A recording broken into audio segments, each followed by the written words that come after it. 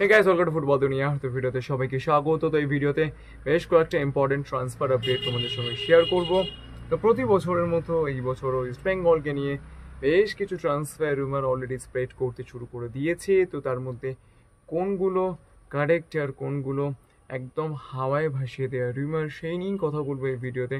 খুব শর্টে সবকটা নাম নিয়ে তোমাদেরকে আপডেট দিয়ে দেবো, কিন্তু তার আগে তোমাদেরকে একটা ছোট্ট রিকোয়েস্ট, আর এখনও পর্যন্ত আমার চ্যানেলকে সাবস্ক্রাইব করোনি কী ভাবছো এখনও? যদি আমার ভিডিও ভালো লাগে তাহলে এক্ষুনি নিচে থেকে লাল রঙের সাবস্ক্রাইব বাটনটাতে প্রেস করো, তার কারণ সবসময় যেটা বলি, তোমরা সাবস্ক্রাইব করলেই আরও ভালো ভিডিও বানানোর মোটিভেশন পাওয়া যায়। তো ফার্স্টেই শুরু করব যে ফুটবলারটিকে দিয়ে, কেরালা ব্লাস্টার্সের দিয়ামান্তাকুস। মানে বলা যায় এই সিজনের one of the best foreign striker, এবং এই মুহূর্তে তিনি অনবদ্য ফর্মে রয়েছেন। কালো মোহনবাগান সুপার জায়ান্টসের এগেনস্টে দুটো গোল করেছেন। তো দিয়ামান্তাকুসকে নিয়ে এই মুহূর্তে একটা কথাবার্তা শোনা যাচ্ছে যে দিয়ামান্তাকুসের সঙ্গে ইস্ট বেঙ্গলের কথাবার্তা হচ্ছে, এবং আমি একটা ফেসবুক পোস্টে এইরকমও দেখেছি যেখানে বলা হচ্ছে যে দিয়ামান্তাকুসের সঙ্গে ইস্ট বেঙ্গলে অ্যাডভান্স স্টেজে কথাবার্তা চলছে। তো এই ব্যাপারটা নিয়ে আমার যেটুকু সোর্স রয়েছে সেখানে আমি যতটা খোঁজ খবর নিয়ে জানতে পেরেছি যে দিয়ামান্তাকুসের সঙ্গে ইস্টবেঙ্গলের অ্যাডভান্স স্টক তো দূরের কথা, কোনো কথাবার্তাই হয়নি। এইটা হয়তো ইস্টবেঙ্গল সাপোর্টার্সদের হার্ট করতে পারে, তবে আজকের ডেটে দাঁড়িয়ে যেটা লেটেস্ট আপডেট, দিয়ামান্তাকুসের সঙ্গে কিন্তু ইস্টবেঙ্গলের সেই রকম কোনো লিঙ্ক আপ তৈরি হয়নি।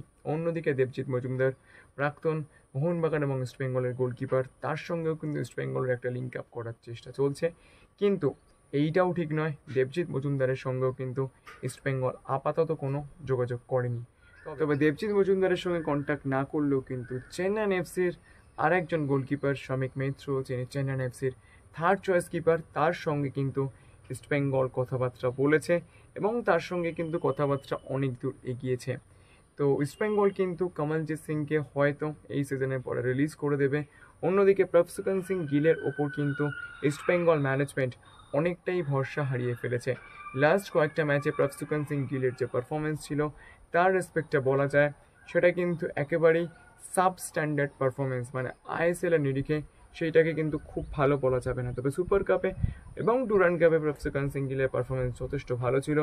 তো তার ব্যাকআপ হিসেবে একজন গোলকিপারের খোঁজে রয়েছে ইস্টবেঙ্গল। তো শমিক মিত্রা, যার মার্কেট ভ্যালু খুব বেশি নয়।